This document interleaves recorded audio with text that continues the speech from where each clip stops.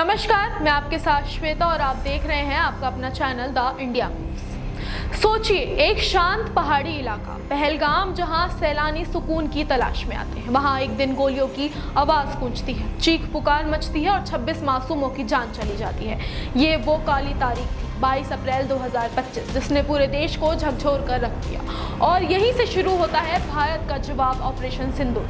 इस हमले के बाद संसद के मॉनसून सत्र में सत्तारूढ़ सरकार और विपक्ष के बीच ऐसी जोरदार बहस हुई कि लोकसभा रणभूमि बन गई। रक्षा मंत्री राजनाथ सिंह ने लोकसभा में गर्जना करते हुए बताया कि 6 और 7 मई को भारत ने पाकिस्तान के आतंकी ठिकानों पर जबरदस्त हमला किया और 9 आतंकी अड्डों को तहस नहस कर दिया।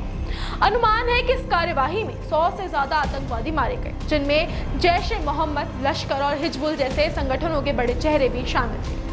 राजनाथ सिंह ने इस हमले को सिर्फ सैन्य कार्यवाही नहीं, बल्कि भारत की संप्रभुता, आत्मरक्षा और आतंकवाद के खिलाफ स्पष्ट नीति का प्रतीक बताया।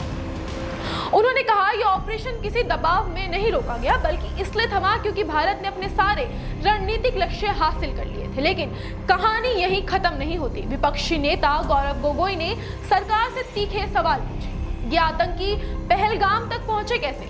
भारत के कितने विमान गिरे? और सबसे बड़ा सवाल, अगर पाकिस्तान हार मान चुका था तो ऑपरेशन रोका क्यों गया? गोगोई ने दावा किया कि अमेरिकी राष्ट्रपति ने दावा किया कि भारत पर दबाव डालकर युद्ध विराम करवाया गया।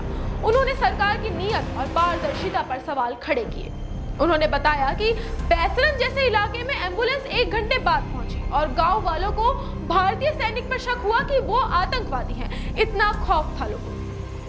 उन्होंने सरकार पर आरोप लगाया कि ना तो पहलगाम हमले के 5 आतंकियों को पकड़ा गया, ना ही अब तक कोई दोषियों की जवाबदेही तय हुई है। गोगोई का यह भी कहना था कि पीएम मोदी ने हमले के बाद पहलगाम नहीं जाकर केवल राजनीतिक रैलियां की, जबकि राहुल गांधी वहां पीड़ितों से मिलने पहुंचे। जवाब में रक्षा मंत्री ने विपक्ष को याद दिलाया कि जब 1971 में युद्ध हुआ था तो विपक्ष ने सरकार की आलोचना नहीं की थी, बल्कि प्रशंसा की थी। और आज भारत ने जब आतंक के खिलाफ निर्णायक कार्यवाही की है तो केवल सवाल पूछे जा रहे हैं और ये दुर्भाग्यपूर्ण है।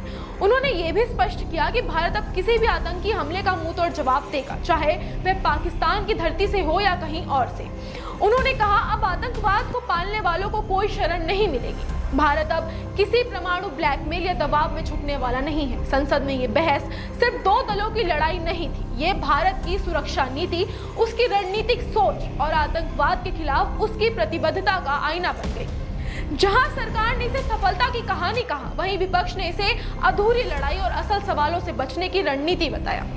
और इस बीच आम जनता जो पहलगाम में मारी गई, जो खौफ में जी रही है, जो देश की सीमाओं पर भरोसा रखती है, वो जवाब चाहती है। क्या सच में पाकिस्तान झुका?